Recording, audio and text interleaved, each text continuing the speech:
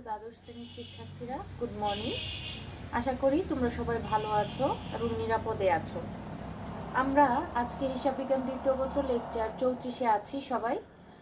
আশা করি তোমরা সবাই তোমাদের হিসাব বিজ্ঞান দ্বিতীয় পত্র বই নিয়ে সামনে প্রস্তুত আছো এবং ক্লাসটা ফলো করছো সেইভাবেই। আমরা অধ্যায় 5-এ আছি, যৌথ মূলধনী কোম্পানির আর্থিক বিবরণী। এই অধ্যায়ে গত ক্লাসে আমি তোমাদের এই চ্যাপ্টারের সর্বশেষ যে আর্থিক বিবরণীটা ছিল, যে আর্থিক অবস্থার বিবরণী, সেই বিবরণীর নমুনা ছকটা তোমাদের শিখিয়েছিলাম।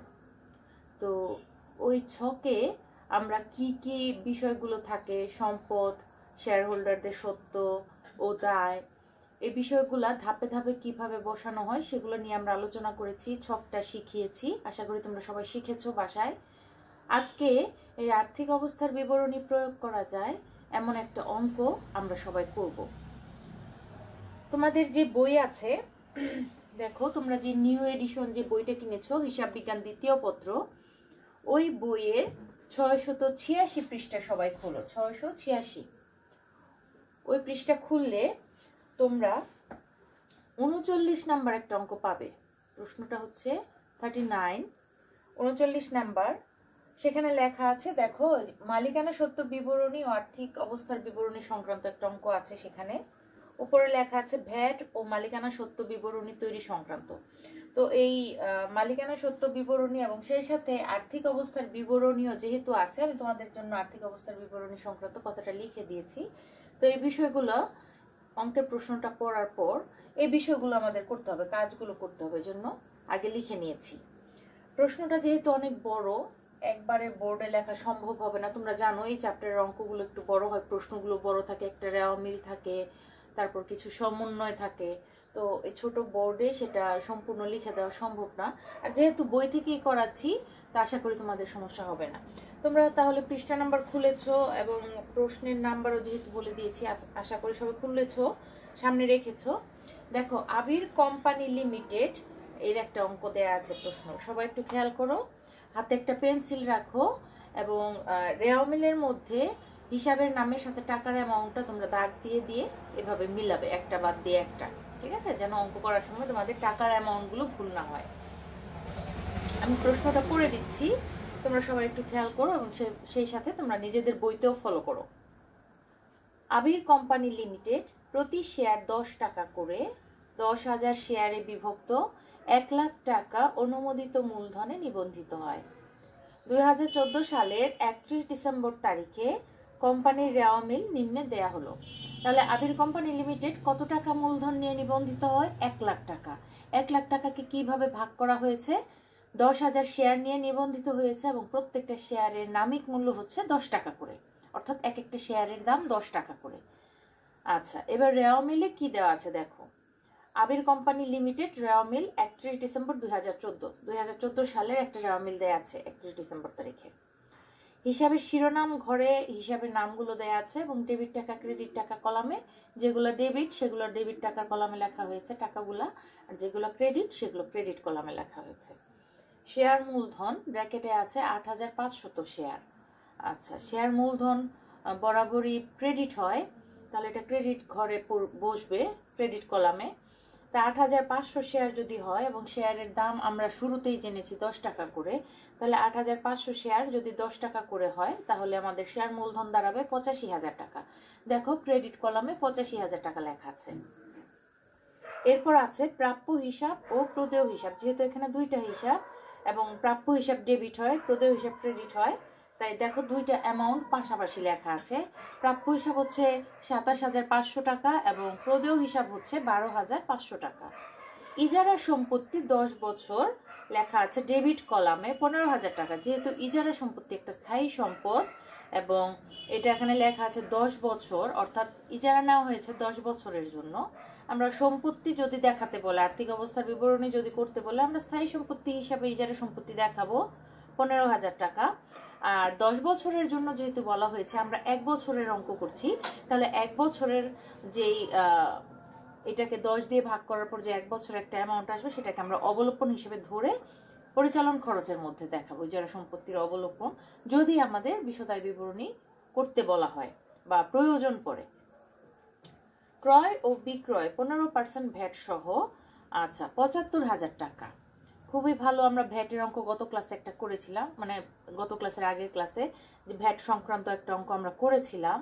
তাহলে বাংলাদেশের জন্য ভ্যাটের হার ক্রয় বিক্রয়ের ক্ষেত্রে 15%, এটা তোমাদের আগেও শিখিয়েছি, ফার্স্ট ইয়ারে তোমরা করেছো। তাহলে ক্রয় ও বিক্রয় এখানে দেওয়া আছে 75,000 টাকা ডেবিট কলামে, অর্থাৎ ক্রয়, আর 1,40,000 টাকা এটা বিক্রয়। আর এর মধ্যে 15% ভ্যাট অন্তর্ভুক্ত আছে। আমাদের ভ্যাটের পরিমাণ আলাদাভাবে বের করতে হবে।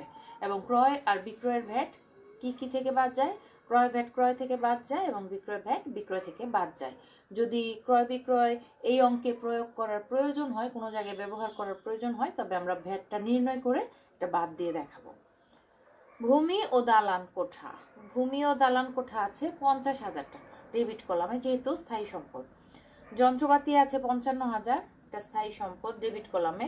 মজুরি এটা একটা খরচ, এটা ডেবিট কলামে আছে 5,000 টাকা। বেতন এটা একটা খরচ, এটা 15,000 টাকা দেয়া আছে। ভাড়াও একটা খরচ, ভাড়া দেয়া আছে 3,500 টাকা ডেবিট কলামে। অনাদায়ী পাওনা এটা প্রতিষ্ঠানের জন্য আমরা খরচ হিসেবে ধরি অথবা একটা ক্ষতি হিসাবে ধরি, এটাও 1500 টাকা ডেবিট কলামে দেয়া আছে। তারপর পণ্য ফেরত ডেবিট কলামে দেয়া আছে 3,800 টাকা। আচ্ছা, যেহেতু ডেবিট কলামে 3,800 টাকা ফেরত দেয়া আছে, পণ্য ফেরত, তাহলে কোন ফেরতটা ডেবিট হয় এটা মনে রাখতে হবে। এটা কি ক্রয় ফেরত নাকি বিক্রয় ফেরত? আমরা সবাই জানি যেই হিসাবটা ডেবিট হয় তার ফেরতটা ক্রেডিট হয়, আর যে হিসাবটা ক্রেডিট হয় তার ফেরতটা ডেবিট হয়। তাহলে এখানে ডেবিটে যেহেতু ফেরত আছে, তাহলে এটা অবশ্যই বিক্রয় ফেরত। ঠিক আছে, আমরা জানি বিক্রয় ক্রেডিট হলে তার ফেরতটা আন্তঃফেরত বা বিক্রয় ফেরত যদি হয় সেটাকে ডেবিট করি আমরা। তাহলে এখানে পণ্য ফেরত যেহেতু ডেবিটে আছে, আমরা এটাকে বিক্রয় ফেরত হিসাবে ধরবো। আর বিক্রয় ফেরত কোত্থেকে বাদ যায়? বিক্রয় থেকে বাদ দিয়ে দেখাতে হয় নিট বিক্রয় বের করতে বললে। তাহলে এটা আছে 3,800 টাকা। বিমা সালামি এটা একটা খরচ, ডেবিট কলামে আছে 6,000 টাকা। লভ্যাংশ প্রদান আছে 15,000 টাকা, কারণ লভ্যাংশ প্রদান এটাও প্রতিষ্ঠানের জন্য মুনাফা বন্টনের একটা অংশ হিসাবে ধরা হয়, কারণ মুনাফাকে কমিয়ে দেয়। এটা সংরক্ষিত আয় বিবরণীর একটা অংশ, এটা ডেবিট হয়। লভ্যাংশ প্রদান এটা ডেবিট হয়ে যায়। আর সংরক্ষিত আয় 1/1/2014, এটা সংরক্ষিত আয়ের প্রারম্ভিক উদ্বৃত্ত। আমরা যেটা সংরক্ষিত আয় বিবরণী করি, আমরা এই উদ্বৃত্ত দিয়ে শুরু করি। আর এটার প্রারম্ভিক উদ্বৃত্ত আমাদের ক্রেডিট কলামেই থাকবে স্বাভাবিকভাবেই, কারণ এটার উদ্বৃত্তটা ক্রেডিটই হয়। এটা 41,000 টাকা দেওয়া আছে দেখো ক্রেডিট কলামে। ব্যাংক জমা এটা যেহেতু চলতি সম্পদ, এটা ডেবিট 10,000 টাকা। আর আছে ব্যাংক জমাতিরিক্ত 3,800 টাকা। ব্যাংক জমাতিরিক্ত প্রতিষ্ঠানের জন্য দায়, এটা ক্রেডিট কলামেই থাকবে। আর টোটাল 2,82,300 টাকা ডেবিট এবং 2,82,300 টাকা ক্রেডিট। তারপরেও দুইটা কলাম যেহেতু সমান, আমরা কিন্তু একবার বলেছি যে রেওয়ামিলটা আমরা নিজেরা একবার ক্যালকুলেটরে চেক করে নিব যে দুইটা টাকার কলামই আমাদের সমান আছে কিনা। ঠিক আছে, অনেক সময় এরকম হতে পারে যে একটা শূন্য হয়তো কম দিল কিন্তু অঙ্কটা মিলিয়ে দিল। তো পরীক্ষার প্রশ্নে যদি এরকম থাকে যে ভুল আছে বা কোনো কারণে ডেবিট ক্রেডিটের টাকার পরিমাণ দেখা আছে সমান, কিন্তু আমরা ক্যালকুলেশন করে দেখলাম যে সমান হলো না, সেই ক্ষেত্রে কিন্তু আমাদের নিজেদের কারেকশন করেই অঙ্কটা করতে হবে। হয়তো অনিশ্চিত হিসাব আনার প্রয়োজন হতে পারে। এই জন্য প্রথমেই প্রশ্নটা ক্যালকুলেটরে শিওর হয়ে নিতে হবে যে রেওয়ামিলের দুইটা কলামের টাকাই সমান আছে কিনা। প্রশ্নে যদিও দাও, কিন্তু আমরা একবার চেক করে নেব। সমন্বয় সমূহ আছে দেখো রেওয়ামিলের নিচে। প্রমাণ 1 বলা আছে সমাপনী মজুদ পণ্য 35,750 টাকা। 2 নম্বর আছে রোমান 2 মজুরি বকেয়া 700 টাকা এবং ভাড়া বকেয়া আছে 1200 টাকা। তাহলে দুইটা খরচ এখানে বকেয়া আছে। যদি এই দুইটা খরচ আমাদের বিশদায় বিবরণীতে আমরা যদি দেখানোর প্রয়োজন পড়ে বা করতে বলা হয়, তাহলে আমরা দুইটা বকেয়া অংশ বা বকেয়া খরচ দুটো আমরা যার যার খরচের সাথে যে খরচ সেই খরচের সাথে যোগ করে দেখাবো। আর যদি দায় করতে বলে আর্থিক অবস্থার বিবরণীতে যদি দায়ের অংশটা করতে হয় শেয়ার মালিকদের সত্য দায়, তাহলে এই বকেয়া দুইটা খরচকে আমরা চলতি দায়ে দেখাবো।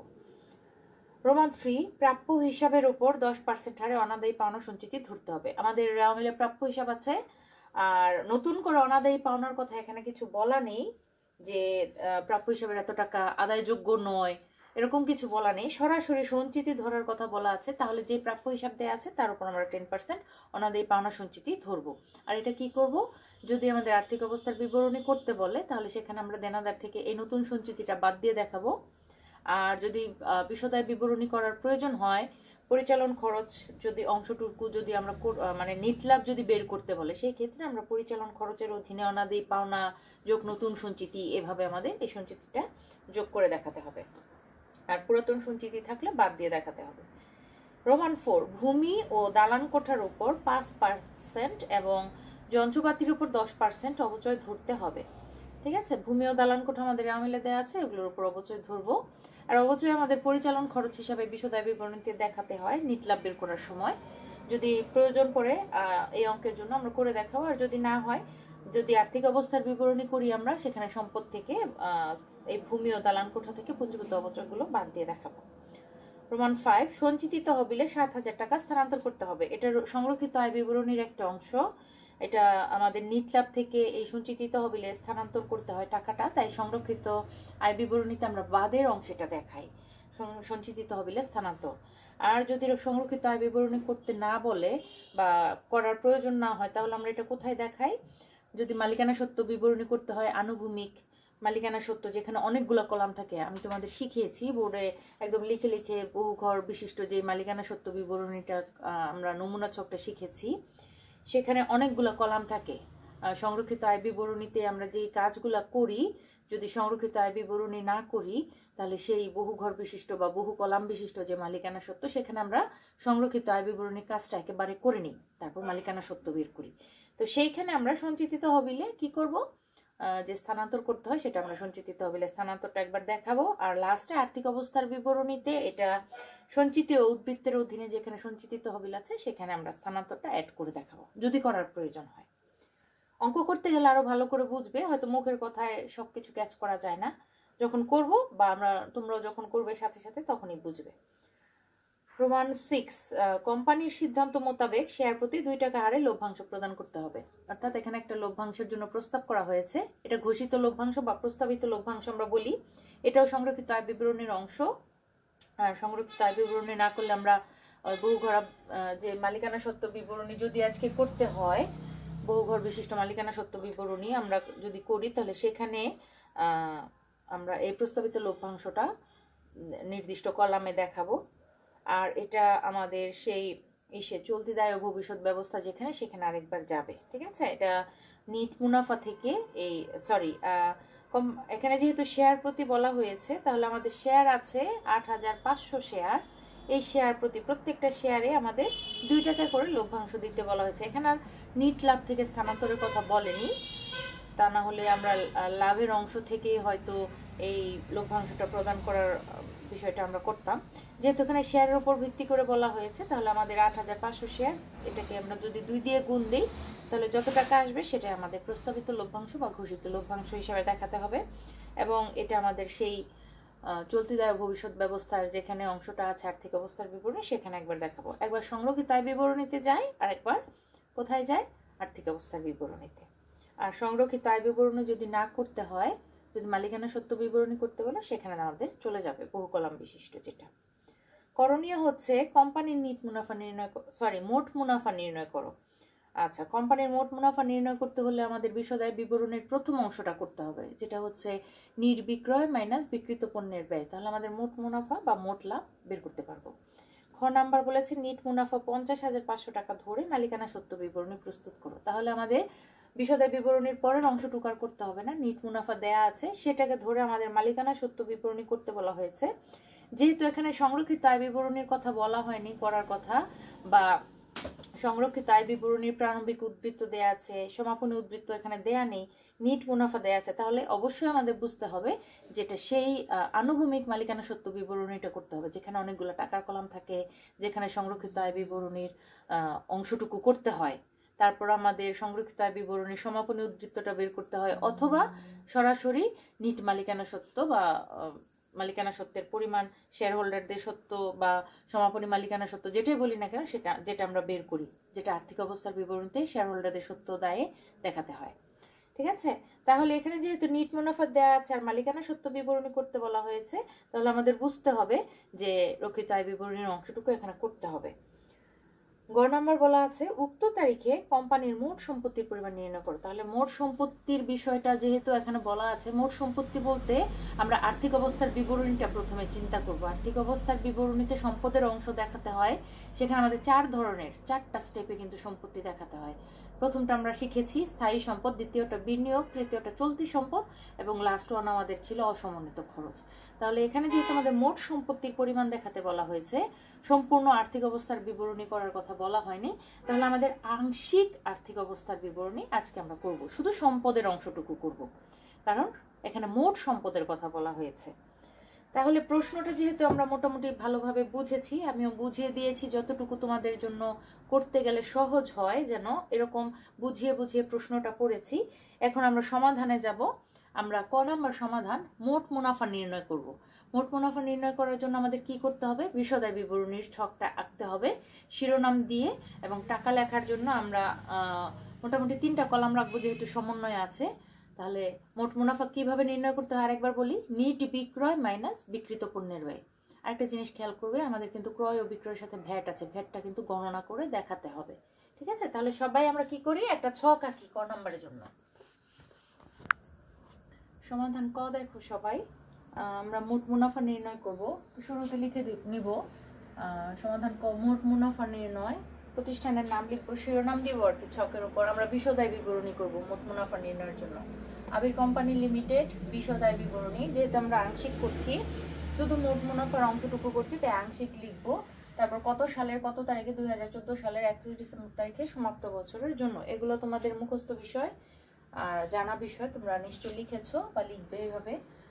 তারপর আমরা মোট লাভ কিভাবে নির্ণয় করব, নিট বিক্রয় থেকে বিক্রিত পণ্যের ব্যয় বাদ দিব। নিট বিক্রয় কিভাবে বের করব, বিক্রয়ের সাথে যা সমন্বয় আছে সেটা আগে করে নিব। তাহলে শুরুতে আমাদের বিক্রয়টা বসাতে হবে, আর বিক্রয়ের সাথে আগে প্রশ্নে দেখে নিব আমাদের কি কি সমন্বয় আছে। আমাদের রেওয়া মিলে আছে বিক্রয়ের সাথে পণ্য ফেরত পেয়েছিলাম 3800 টাকা, একটা পেয়েছি।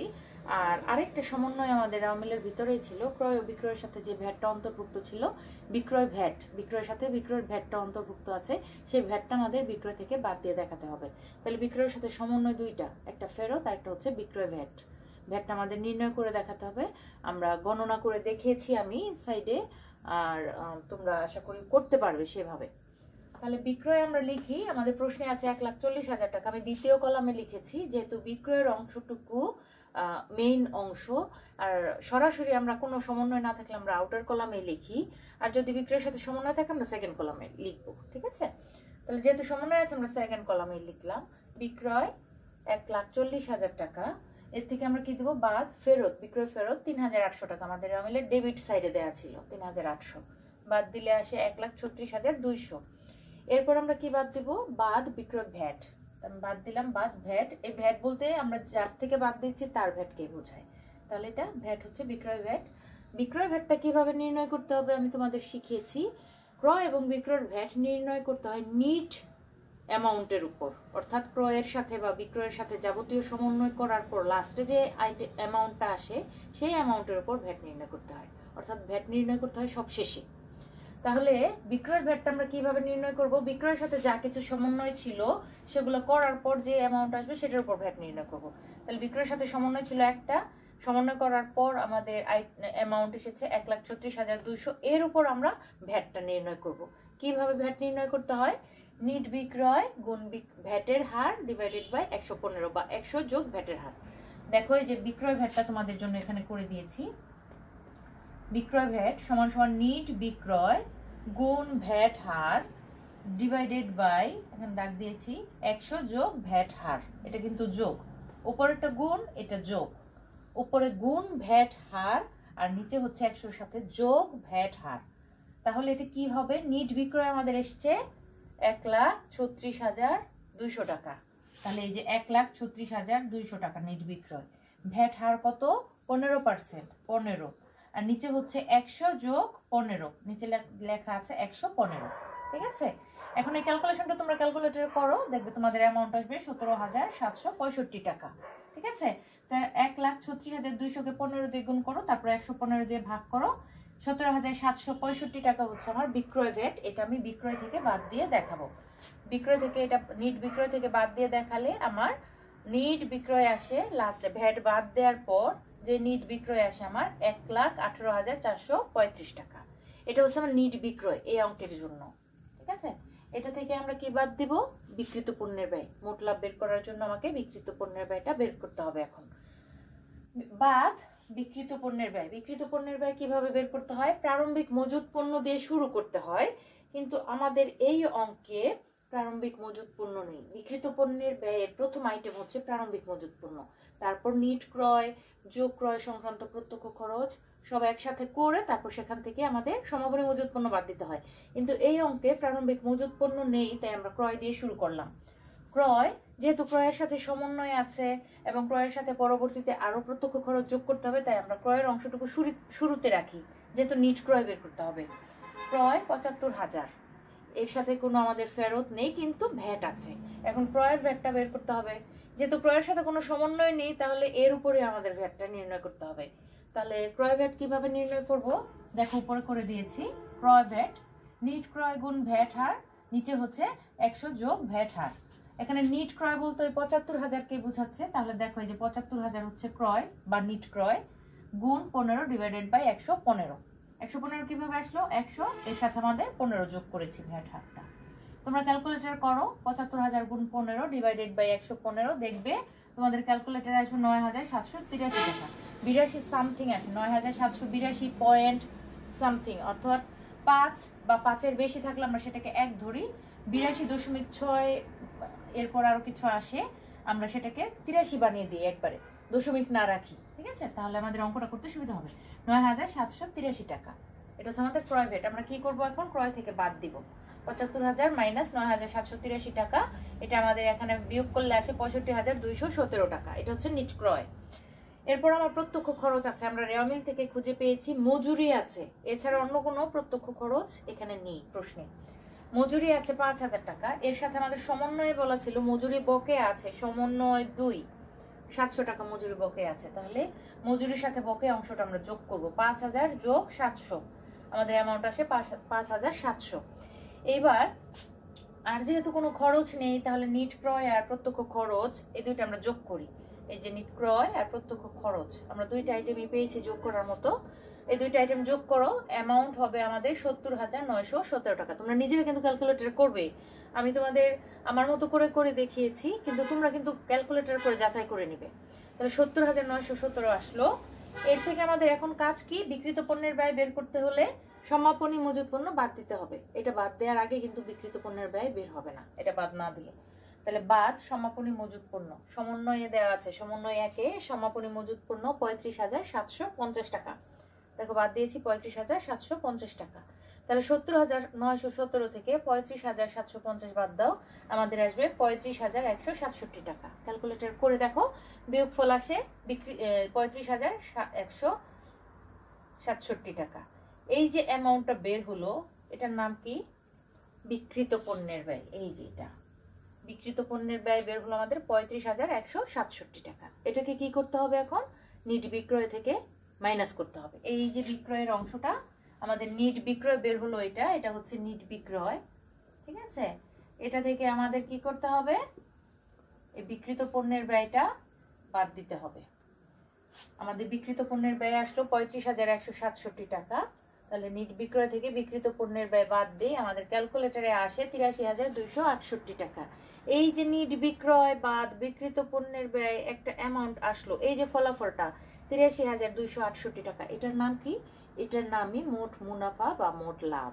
ঠিক আছে, মোট লাভ বা মোট মুনাফা লিখে দিয়েছি। তাহলে আমাদের ফলাফলের নামটা কিন্তু অবশ্যই লিখতে হবে অঙ্কের সময়, এটা মনে রাখতে হবে। এখন এই অ্যামাউন্টটাকে কি করব? দুইটা দাগ টেনে আমরা ক্লোজ করে দিয়েছি, তোমরাও ক্লোজ করে দিবে। তারপর পুরো ছকটাকে ক্লোজ করে দিতে হবে, ছক খোলা রাখা যাবে না। অঙ্ক শেষ হলে, ছকের কাজ শেষ হলে ছকটাকে ক্লোজ করে দিতে হবে। এটাও অঙ্কের একটা নিয়মের মধ্যে পড়ে, ছকের একটা নিয়মের মধ্যে পড়ে। ঠিক আছে, এটা যেন মনে থাকে। ছকটা খোলা থাকলে টিচার যদি তোমার কোনো কাজ যদি টিচার করে দেয়, তাহলে কিন্তু টিচার তোমার নাম্বারটাও নিয়ে নেবে, এটা মনে রাখবে। তাহলে আমাদের মোট লাভের অংশটা করা শেষ, ক নাম্বারের সলিউশন আমাদের করা শেষ। আশা করি সবাই তোমরা বুঝেছো। আর এই ধরনের সমন্বয় নিয়ে যদি অঙ্ক আসে, তোমরা নিশ্চয়ই করতে পারবে, কারণ এইখানে আমি কঠিন কোনো আইটেম আমি দেখতে পাচ্ছি না, বা কঠিন কোনো সমন্বয় ছিল না, বা কঠিন কোনো ক্যালকুলেশন ছিল না, আমাদের সব জানা বিষয়। তো নিশ্চয়ই তোমরা বুঝেছো। এখন আমরা খ নাম্বার সলিউশনে যাই। খ নাম্বার আমাদের করতে বলেছে নিট মুনাফা 50,500 টাকা ধরে একটা মালিকানা সত্ত্ব বিবরণী করতে বলেছে। তো মালিকানা সত্ত্ব বিবরণী করতে হলে আমাদের মাথায় রাখতে হবে, যেহেতু সংরক্ষিত আয় বিবরণী এখানে করা নিয়েই শুধুমাত্র নিট মুনাফা দেয়া, তাহলে সেখানে আমাদের মালিকানা সত্ত্ব বের করতে হলে কিন্তু সংরক্ষিত আয়ের সমাপনী উদ্বৃত্তটা নিয়ে করতে হবে। আর সেখানে সমাপনী উদ্বৃত্ত নির্ণয়ের জন্য কিন্তু সংরক্ষিত আয়ের যে আইটেমগুলো, যোগ বিয়োগের আইটেমগুলো যদি প্রশ্নে থাকে সেগুলো খুঁজে খুঁজে বের করে সেগুলোর জন্য কলাম করতে হবে। ঠিক আছে? তাহলে সবাই একটু মালিকানা সত্ত্ব বিবরণীর বহু কলাম বিশিষ্ট যেটা, সেটার জন্য আমরা একটা ছক করি। চলো সমাধান খতে যাই। এখানে দেখো, খতে আমাদের মালিকানা সত্ত্ব বিবরণী করতে বলা হয়েছিল নিট মুনাফা ধরে। আর মালিকানা সত্ত্ব বিবরণীতে আমাদের মোট মালিকানা সত্ত্বটাই বের করতে হয়, বা সমাপনী মালিকানা সত্ত্বের উদ্বৃত্তটা কত আসে সেটাই আমাদের বের করতে হয়। তো এখানে যেহেতু আমাদের নিট মুনাফা দেয়া, আর মালিকানা সত্ত্ব বের করার জন্য কিন্তু আমাদের শেয়ার মূলধনের সাথে রক্ষিত আয়ের সমাপনী উদ্বৃত্তটা লাগে। এখানে কিন্তু আমাদের নিট মুনাফা দেয়া, নিট মুনাফা দিয়ে কিন্তু আমরা মালিকানা সত্ত্বটা বের করতে পারবো না, এখানে আমাদের রক্ষিত আয়ের উদ্বৃত্ত লাগবে। তাহলে নিট মুনাফাটাকে কাজে লাগিয়ে আমরা রক্ষিত আয়ের উদ্বৃত্তটা বের করব, সাথে সাথে আমরা মোট মালিকানা সত্ত্ব বা সমাপনী মালিকানা সত্ত্বটাও বের করব। আমরা জানি কোন ধরনের ছকে, মালিকানা সত্ত্ব বিবরণীর কোন ছকে এই কাজটা একসাথে করা যায়, সেটা হচ্ছে বহু কলাম বিশিষ্ট, যেটা আনুভূমিক মালিকানা সত্ত্ব বিবরণী যেটা। তো আমরা মালিকানা সত্ত্ব বিবরণীর জন্য প্রথমে আগে শিরোনাম দিয়ে নেই। আর আরেকটা কথা যেটা মনে রাখতে হবে, যে এই মালিকানা সত্ত্ব বিবরণী এখানে করার জন্য আমাদের প্রথমে চিন্তা করতে হবে যে শেয়ার মূলধনের সাথে কোন কোন বিষয়গুলো যুক্ত হয়।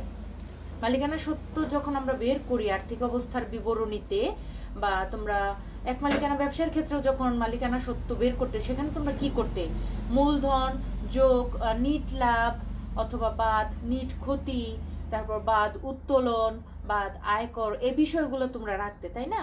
তাহলে এখানেও যখন মালিকানা সত্ত্ব বের করতে হয়, সেখানে শেয়ার মূলধনের সাথে কোন কোন বিষয়গুলোকে অ্যাডজাস্ট করতে হয়।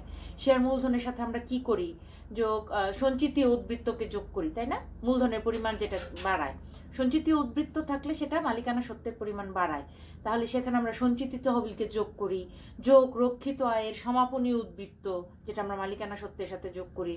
তারপর অনুদান থাকলে সেটা আমরা যোগ করি, যদি কোনো কিছু এখানে থাকে এখানে নিয়ে আসার মতো, সেটা আমাদের যোগ করতে হয় বা কাজ করতে হয়। কিন্তু এখানে আমাদের সেরকম কোনো কিছু নেই।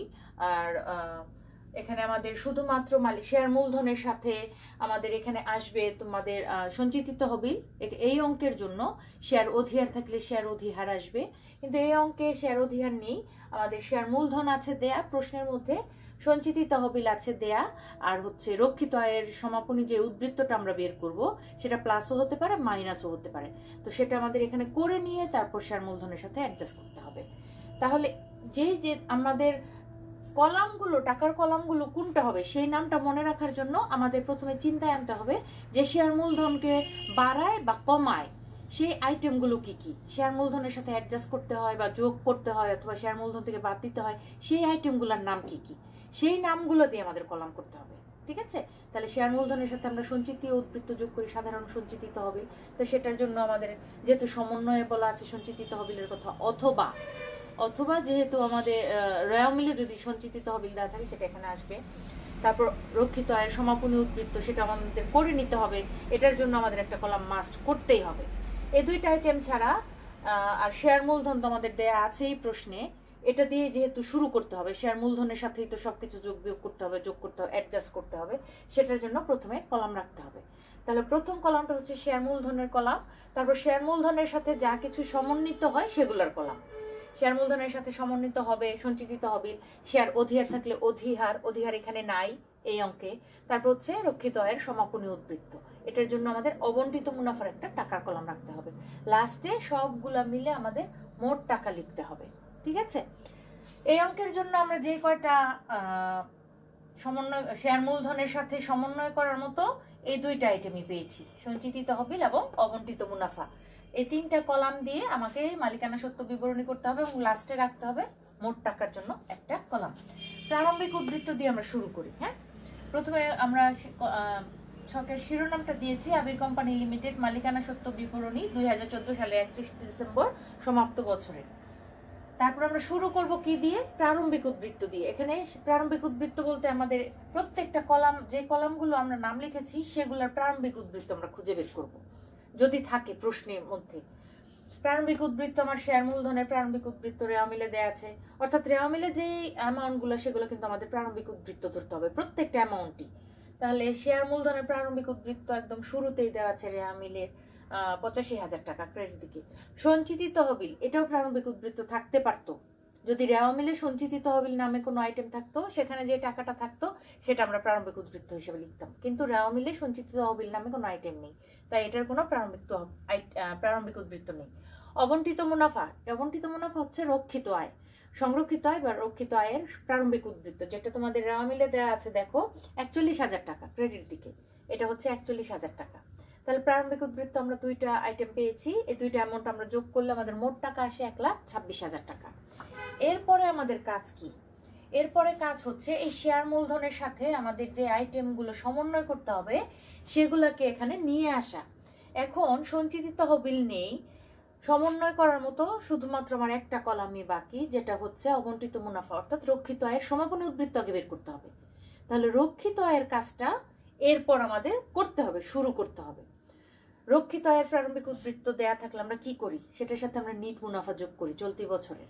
তাহলে যোগ করো চলতি বছরের নিট মুনাফা, এটা শেয়ার মূলধন কলামে বসবে না, সঞ্চিত তহবিলেও বসবে না, সেটা অবন্টিত মুনাফার কলামে প্রারম্ভিক উদ্ধৃতর সাথে যোগ হয়, তাই প্লাস ফিগার। এটা যেহেতু এখানে প্লাস হচ্ছে, মোট অ্যামাউন্টে যেহেতু একটাই অ্যামাউন্ট তিনটা কলামে, এটাই প্লাসে গিয়ে আবার বসলো মোট টাকার কলামে। এরপর আমরা কি করি? সংরক্ষিত আয় বিবরণীতে প্রারম্ভিক উদ্ধৃতর সাথে চলতি বছরের নিট মুনাফা যোগ করে সে যোগফল থেকে আমরা কি করি? বাদের অংশে চলে যাই। সেখানে আমাদের লভ্যাংশ প্রদান থাকে, আয়করের অ্যামাউন্ট থাকে, ঠিক আছে, ঘোষিত লভ্যাংশ থাকে, তারপর সঞ্চিত তহবিলের স্থানান্তর থাকে, এগুলো থাকে, বা অন্যান্য তহবিলের স্থানান্তর। এই অঙ্কে দেখি আমরা কি কি পাই। লভ্যাংশ প্রদান, এই আইটেমটা আমাদের থাকে। তাহলে এখানে লভ্যাংশ প্রদান, এটা যাবে অবন্টিত মুনাফার কলামে, আমরা লভ্যাংশ প্রদানকে বাদ দিয়ে দেখাই, তাই মাইনাস ফিগার। যেহেতু অন্য কোনো যোগ বিয়োগের কোনো অ্যামাউন্ট নেই, এটাই মোটের ঘরে মাইনাস ফিগারে বসবে। একটা অ্যামাউন্ট যেভাবে বসছে সেভাবেই বসবে মোটের কলামে। এরপর হচ্ছে সঞ্চিত তহবিলের স্থানান্তর। সঞ্চিত তহবিলে স্থানান্তর করতে হলে কি করতে হয়? সঞ্চিত তহবিলে একবার যোগ করতে হয়, কারণ এটা সঞ্চিত তহবিলে নিয়ে যেতে বলা হচ্ছে এখানে। তাহলে সঞ্চিত তহবিল যেহেতু এখানে একটা আছে, সঞ্চিত তহবিলে একবার নিয়ে যাব, যোগ করব। আর সেখানে আমরা অবন্টিত মুনাফার কলামে কি করব? রক্ষিত আয় কিন্তু আমরা এটা বাদ দিই, তাইলে এটা আমরা এখানে বাদ দিয়ে দেখাবো। সঞ্চিত তহবিলে একবার যোগ করলাম, কারণ সঞ্চিত তহবিলে স্থানান্তর মানে সঞ্চিত তহবিলকে এটা বাড়াচ্ছে। আর অবন্টিত মুনাফার অংশে, রক্ষিত আয়ের অংশে আমরা কি করি? এটা বাদের অংশে দিয়ে এটা লাভের পরিমাণকে যেহেতু কমাচ্ছে তাই আমরা মাইনাস করি। প্লাসে মাইনাসে মোটের কলামে কিছু বসলো না, জিরো। এরপর হচ্ছে ঘোষিত লভ্যাংশ। ঘোষিত লভ্যাংশ কি করতে বলা হয়েছে? এটা আমাদের রক্ষিত আয় বিবরণীতে আমরা মাইনাস ফিগার দেখাই। শেয়ার প্রতি 2 টাকা করে লভ্যাংশ দিতে বলা হয়েছে। তাহলে 8,500 শেয়ার, এটাকে আমরা 2 টাকা দিয়ে যদি গুণ করি, 2 দিয়ে গুণ করলে আমাদের 17,000 টাকা আসে। এই 17,000 টাকা আমাদের কি করতে হয়? রক্ষিত আয় বিবরণীতে আমরা কিন্তু বাদের অংশে দেখাই, তাই এখানে মাইনাস। মাইনাস করলে আমাদের মোটের কলামেও মাইনাস করতে হবে। আর কোনো অ্যামাউন্ট বা আইটেম যেটা রক্ষিত আয় বিবরণীতে যাবে বা অন্য কোনো কলামে যাবে এরকম নেই। তাহলে আমাদের এখন যে কাজটা করতে হবে, সবগুলো কলামের ইন্ডিভিজুয়ালি অ্যামাউন্ট বা যোগফল বলো বা সমন্বিত অ্যামাউন্ট বলো, সেগুলো আগে নামাতে হবে। শেয়ার মূলধন আর যে কোনো আইটেম নেই বলে এখন আমাদের কাজটা এখানে শেষ করতে হচ্ছে। যোগের জন্য একটা দাগ দাও সবাই সবগুলো কলামে। প্রথম কলামের যে অ্যামাউন্ট, একটাই ফিগার আছে আমাদের 85,000 টাকা আমরা নামালাম। সঞ্চিত তহবিলেও একটা ফিগার 7,000 আমরা নামালাম। অবন্টিত মুনাফার কলামে অনেকগুলো অ্যামাউন্ট দেখো, 41,000 আর 50,500 আমরা একসাথে রাখি, যোগ করি। যোগ করে ওইখান থেকে আমরা বাদ দিব 15,000, 7,000 আর 17,000, এই তিনটাকে একসাথে যোগ করে এই মোট থেকে এই মোটকে আমরা বাদ দিই। বাদ দিলে তোমাদের ক্যালকুলেটরে আসবে দেখো 52,500 টাকা। তোমরা আগে যোগ করো, দেখো এখানে আসে তোমাদের 91,500 টাকা। এটা থেকে তোমাদের এই তিনটার যোগফল বাদ দাও, বাদ দিলে আসবে 52,500। ক্যালকুলেটর করে নাও। আর এখন মোট টাকার কলামটা যদি আমরা সমন্বয় করি, এখানে আছে 1,26,000 এবং 50,500, দুইটাকে যোগ করো, ওইটা থেকে বাদ দাও 15,000 আর 17,000, দেখো ফলাফল আসবে 1,44,500। এই যে 1,44,500 এটাই হচ্ছে আমাদের সমাপনী মালিকানা সত্ত্ব, ঠিক আছে। এটা যে 1,44,500 এইভাবে সরাসরি নামলো, তোমরা এবার এটাকেও যোগ করে দেখো, এই তিনটা 85,000, 7,000, 52,500, এই তিনটাকে যোগ করে দেখো, তোমাদের 1,44,500ই আসবে, ঠিক আছে। তাহলে এই মালিকানা সত্ত্ব বিবরণীর একটা প্রমাণ করার একটা কায়দা হলো যে তোমরা সরাসরি যে উপরনি যোগ বিয়োগ করে যে অ্যামাউন্টটা লাস্টে মোট টাকার কলামে আসবে সেটাই সমাপনী মালিকানা সত্ত্ব। এই অ্যামাউন্টটা ঠিক আছে কিনা সেটা প্রত্যেক কলামের ফলাফলটা তোমাকে প্রদর্শন করে যোগ করে দেখাতে হবে, মানে যোগ করে তোমরা নিজেরাই প্রুভ করতে পারবে। এটার সাথে এটা যোগ, ঠিক আছে, তারপর এটার সাথে এটা যোগ, এই তিনটা দেখো। শেয়ার মূলধনের সাথে আমরা কি যোগ করি? শেয়ার মূলধন যোগ সঞ্চিত তহবিল, তারপর যোগ রক্ষিত আয়ের সমাপনী উদ্ধৃত, এগুলো আমরা শেয়ার মূলধনের সাথে যোগ করি। তাহলে এখানে যেহেতু তিনটাই প্লাস ফিগার আসছে, আমাদের তিনটাই প্লাস করলে আমাদের এটাই আসবে 1,44,500। এটাকে আমরা কি বলবো? সমাপনী মালিকানা সত্ত্ব অথবা মোট মালিকানা সত্ত্ব। তারপর আমাদের কাজ কি? দুইটা দাগ দিয়ে টাকাটা ক্লোজ করে দিব এবং পুরো ছকটাকে আমরা ক্লোজ করে দেব। মালিকানা সত্ত্ব বিবরণীর এই ধরনটা মনে রাখতে গেলে হয়তো বা অনেকের কনফিউশন আসতে পারে, যে এরকম তো করিনি। তাহলে এটা মনে রাখার জন্য যে সহজ উপায়টা আমি তোমাদের বলে দিচ্ছি, এটা মনে রাখবে যে শেয়ার মূলধনের সাথে কোন কোন বিষয়গুলো আমরা যুক্ত করি, ঠিক আছে, সেই বিষয়গুলো নিয়ে আমরা কলাম করব। শেয়ার মূলধনের সাথে আমরা সঞ্চিত তহবিল যোগ করি, শেয়ার অধিহার যোগ করি এবং রক্ষিত আয়ের সমাপনী উদ্বৃত্ত যোগ করি। এই বিষয়গুলো আমরা যোগ করি, অর্থাৎ রক্ষিত আয়ের সমাপনী উদ্বৃত্ত যদি প্লাস ফিগার হয় যোগ করি, মাইনাস ফিগার হলে আমরা আলাদাভাবে দেখাই। তো সেখানে আমরা এই জিনিসগুলো দিয়েই আমরা এই মালিকানা সত্ত্ব বিবরণীর ছকটা করব, যেখানে আমরা রক্ষিত আয় বিবরণী করার সুযোগ পাচ্ছি না, ঠিক আছে, বা করতে বলা হচ্ছে না, সেই ক্ষেত্রে আমরা এই ছকটা করব। তা আশা করি মালিকানা সত্ত্ব বিবরণীর এই ছকটা তোমরা সবাই বুঝেছো। বারবার প্র্যাকটিস করো, উদাহরণে এই ধরনের অঙ্ক অনেক আছে মালিকানা সত্ত্ব বিবরণীর এই ধরনের ছক নিয়ে। তো এটা তোমরা করবে, আর করতে করতে দেখবে তোমাদের এই ছকটা করাটা সহজ হয়ে যাচ্ছে, সহজে তোমরা এরকম সলিউশন করতে পারবে, ঠিক আছে। চলো আমরা গ নাম্বারে যাই। গ নাম্বারে আমাদের বলেছে মোট সম্পদের পরিমাণ নির্ণয় করতে। গ নাম্বারটা দেখো, এখানে মোট সম্পদের পরিমাণ বের করতে বলেছে। আর এটা তোমাদের জন্য কঠিন কোনো বিষয় নয়, তোমরা আর্থিক অবস্থার বিবরণীর ছকের প্রথম অংশটুকু সবাই করতে পারবে, অল্প আইটেম দেয়া আছে। আমরা আর্থিক অবস্থার বিবরণীর ছকটাই আঁকবো।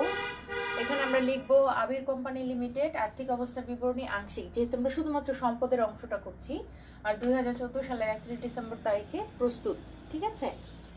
টাকার জন্য 3টা কলাম রেখেছি, তোমরাও সেভাবে চেষ্টা করবে 3টা কলাম রাখার জন্য, কারণ আর্থিক অবস্থার বিবরণীতে সমন্বয়ের পরিমাণটা একটু বেশি থাকে। পরিসম্পদ প্রথম অংশটা যেহেতু সম্পদ, সেখানে আমরা পরিসম্পদ দিয়ে শুরু করি। পরিসম্পদ অংশে আমাদের স্থায়ী সম্পদ থাকে শুরুতে, 4 ধরনের সম্পদের মধ্যে শুরুর সম্পদটা হচ্ছে স্থায়ী সম্পদ। এই অঙ্কে রেয়া মিলে আমরা পেয়েছি স্থায়ী সম্পদ কি কি? ইজারা সম্পত্তি পেয়েছি, ভূমি ও দালান কোঠা পেয়েছি, যন্ত্রপাতি পেয়েছি, এই 3টা স্থায়ী সম্পদ পেয়েছি। এবং 3টার সাথে আমাদের সমন্বয়ের বিষয় আছে। কি কি? ভূমি ও দালান কোঠার উপর সমন্বয় 4-এ বলা আছে যে 5% অপচয় ধরতে হবে ভূমি ও দালান কোঠার উপর, আর যন্ত্রপাতির উপর 10%। তাহলে পুঞ্জীভূত অপচয় কিন্তু 2টার সাথেই আছে। আর ইজারা সম্পত্তি রেওয়া মিলের মধ্যে কিন্তু ব্র্যাকেটে দেওয়া আছে 10 বছর, অর্থাৎ ইজারা সম্পত্তির উপর 1 বছরের অবলোপনটা দেখাতে হবে। যেহেতু 10 বছর বলা আছে, তাহলে 10 দিয়ে ভাগ করলে আমরা 1 বছরের অবলোপন পাবো। আর এই পুঞ্জীভূত অপচয় বা অবলোপন ওই সম্পত্তি থেকে আমাদের বাদ দিয়ে দেখাতে হবে। স্থায়ী সম্পদ ভূমি ও দালান কোঠা, প্রথম কলামে লিখলাম 50,000 টাকা আমাদের ভূমি ও দালান কোঠা, এর উপর আমাদের ধরতে বলেছিল 5%।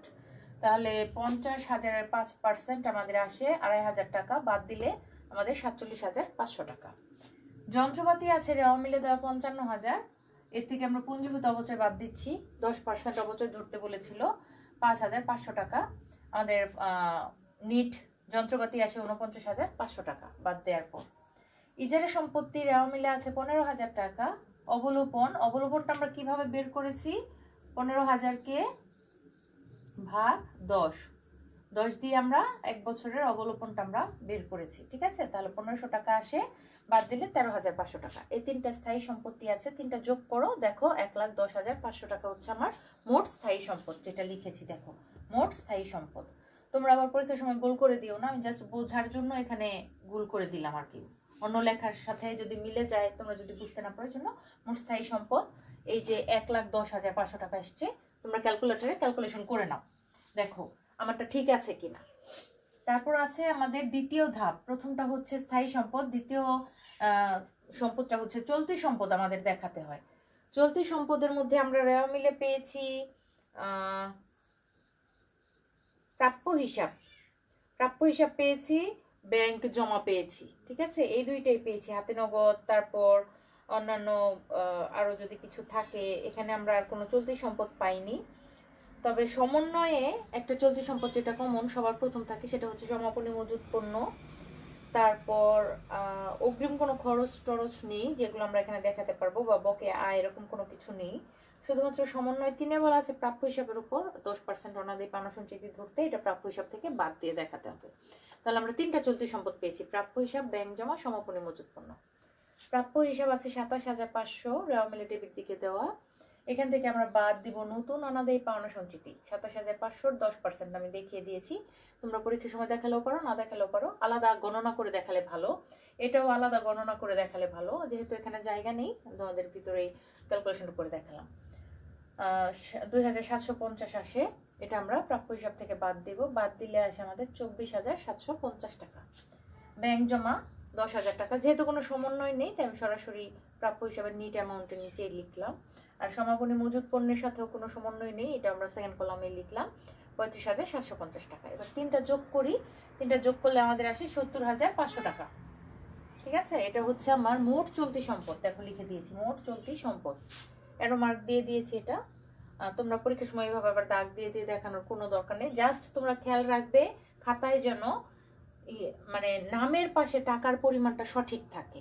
তোমরা যে ব্যাংক জমা লিখছো এটা বরাবর যেন ব্যাংক জমার টাকাটা থাকে, উপর নিচ যেন না হয়, ঠিক আছে।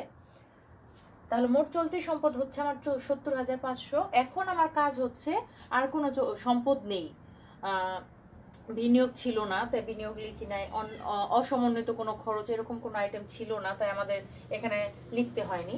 এখন আমার যে কাজ, মোট স্থায়ী সম্পদ এবং মোট চলতি সম্পদ যোগ করব। তোমরা ক্যালকুলেটর যোগ করে দেখো দুইটা আইটেম, আমাদের ফলাফল আসবে 1,81,000 টাকা। তোমাদের ক্যালকুলেটরও তাই আসবে নিশ্চয়ই। এখন 2 দাগ দিয়ে ক্লোজ করে দাও টাকার অ্যামাউন্টটাকে। আর এটার এই 1,81,000 যে ফলাফলটা আসলো সেটার নাম কি? মোট সম্পদ। মোট সম্পদ অবশ্যই লিখতে হবে, ঠিক আছে। এখন কি কাজ? এখন হচ্ছে আমার কাজ ছকটাকে পুরো বাঁ থেকে ডান দিকে আমার কি করে দিতে হবে, পুরোটা বন্ধ করে দিতে হবে। তাহলে আমার গ নাম্বার সলিউশনও শেষ হলো। মোট সম্পদের পরিমাণ দাঁড়ালো 1,81,000।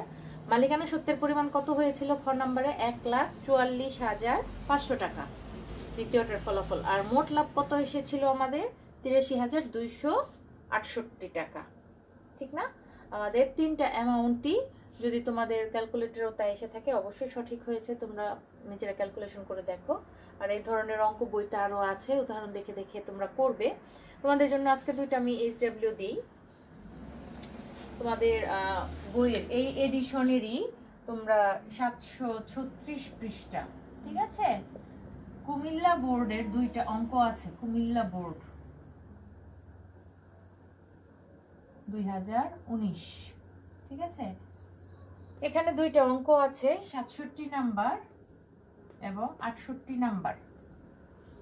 2টা অঙ্ক আছে, 67 68 নাকি 66, সরি 66 এবং 67। এই 2টা অঙ্ক তোমরা যেহেতু উদাহরণে করে দেয়া আছে, তোমরা উদাহরণ দেখে দেখে বুঝে বুঝে প্রশ্নটাকে ভালো করে বুঝবে, সমন্বয়গুলো আগে ভালো করে বুঝবে, বুঝে উদাহরণ দেখে সলিউশনটা বোঝার চেষ্টা করবে। তারপর তোমরা না দেখে অঙ্কটা করবে, সলিউশনটা না দেখে প্রশ্ন দেখে দেখে অঙ্কটা করবে, ঠিক আছে। এটা যেহেতু বোর্ডের অঙ্ক, অবশ্যই খুবই স্ট্যান্ডার্ড অঙ্কটা বুঝতে হবে। আর এই ধরনের অঙ্ক বোর্ডে আসে এটাও ধরে রাখতে হবে। উদাহরণে অনেক বোর্ডের অঙ্ক দেয়া আছে, সলিউশন করে দেয়া আছে, সেগুলো তোমরা প্র্যাকটিসে রাখো, করতে থাকো, ঠিক আছে। আমিও তোমাদের ক্লাসে করাচ্ছি, ইম্পর্টেন্ট অঙ্ক করাচ্ছি, ক্লাসের অঙ্কগুলো ফলো করো, বইয়ের উদাহরণগুলো ফলো করো, দেখবে এই চ্যাপ্টারের অঙ্ক করাটা খুব একটা কঠিন হবে না তোমাদের কাছে। তো ডিয়ার স্টুডেন্টস, আজকের ক্লাসে এই পর্যন্তই থাক। সবাই ভালো থাকো, সুস্থ থাকো। পরবর্তী ক্লাসে আবার নতুন কোনো অঙ্ক নিয়ে আমরা সবাই হাজির হব। থ্যাংক ইউ সবাইকে।